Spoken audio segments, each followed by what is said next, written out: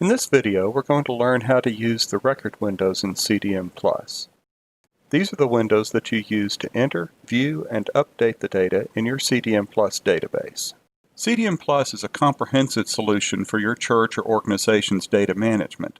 Under one roof, you can enter and maintain information for members, visitors, contributions, accounting, and more. But part of the ease of use in CDM+ is that regardless of what part of the program you're working in, the record windows all have a similar look, feel, and function. So in this video, I can demonstrate how a record window works in one part of the program, and that information will be very much the same across the entire CDM+ suite. Because people are at the heart of your church or organization, they are also at the heart of CDM+. So I'm going to click the individual records icon in the toolbar and use the individual record window to give you an overview of how record windows look and function. Record windows in CDM+ are divided into three main areas: the results pane, which lists records that are part of your database; the data pane, where you review, enter, and change data; and the sidebar that you use to move around the program and perform various tasks. With an empty record window, that is, we don't have any records in the results pane yet, the sidebar indicates what I can show and what I can do. With an empty window, I can show all of the records in my database, or I can find particular records that I want to see. With an empty record window, there are also two things I can do. I can add a record, or I can add multiple records. If I click All under Show, because I'm in an individual record window, that loads all the individual records in my database into the results pane. I can select one of these records by clicking on its row in the results pane. Then I can view the data for that record in the data pane. Notice that the sidebar is contextual. That is, it will always show you the things you can do at the time, but it will only show you the things you can do at the time. So now that I have records loaded into the results pane, I have some new options available. I can show records by printing them. I can also change or delete the record I've selected. Because I have the event registration component, when I select an individual record, I can use the Register button to register this individual for an event.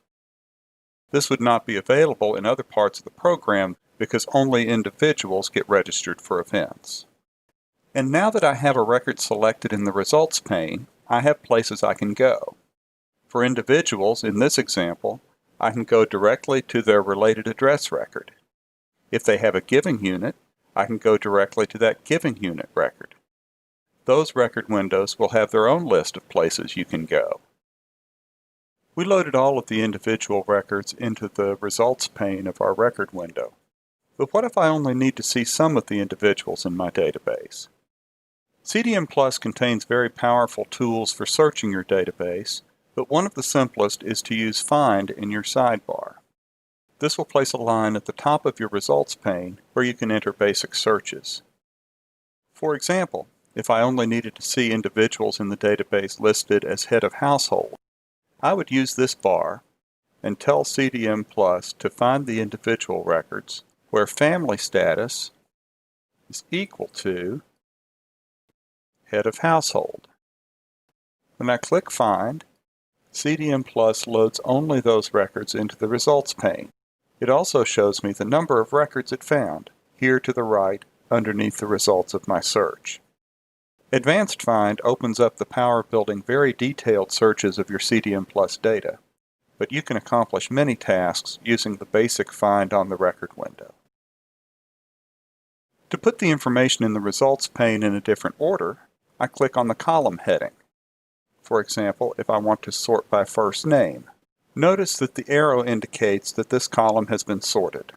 The arrow indicates the direction of the sort, in this case, least to greatest, or A to Z. If I click the column heading again, it sorts in the reverse order. So now the arrow indicates that it is sorted from greatest to least, or Z to A. The clock icon to the right of the Find button is a very helpful tool. CDM+ will remember the most recent searches that you did. Clicking this icon will show your most recent searches, starting with the most recent. Clicking on one of the searches will execute it again. If there's a search that you use over and over, odds are good that you will find the search in your history without having to retype it. CDM Plus has defaults for what data columns will be shown in the results pane, but you can choose whatever fields you want or need to see by using the Configure button at the bottom of the sidebar. When I click Configure, a panel slides down that allows me to make changes to the Find Results list columns. I can use the up and down arrows to change the order of the columns in the results pane. If I click the red X, it will delete that column from the results pane. I can also drop down a list of available fields that will either change the contents of a column or add a new column to the Find Results. In this panel, you can also choose what you want the record window to display when you open it. You have the choice of showing all records, no records, or the result of your most recent find. Click OK to make your changes. These changes only affect how you see information in CDM Plus for this particular record type. Each different record window has its own configuration that you can change. Changing the configuration of a record window only changes your view of the window. It does not affect any other users of the program.